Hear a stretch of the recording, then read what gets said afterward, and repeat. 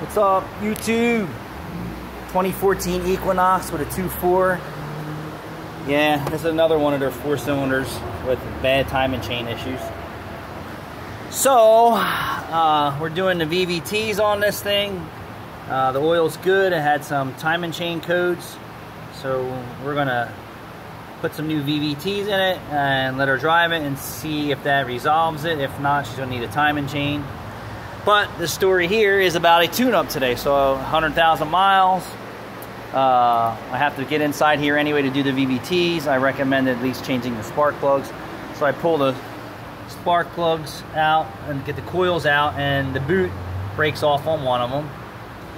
And usually just replace the whole coil if it comes in with a bad coil, but now I'm replacing boots when I have problems. So this has some type of resistor here and here. And what I wanted to show you is when you pull off the old boot, there's a spring that goes inside. So there's your new spring, and then this other piece,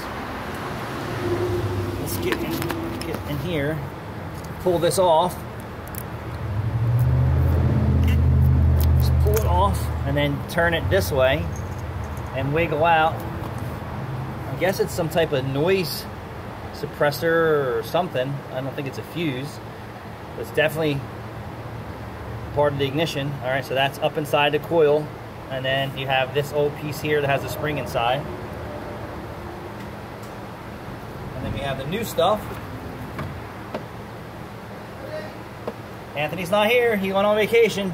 You slide this little piece inside the coil, all right, and then you slide the spring inside your rubber boot, and then you push it back together. Say hi to everyone in the world. Hi everyone, Mikey is the best. I love Anthony. Thanks, Mike.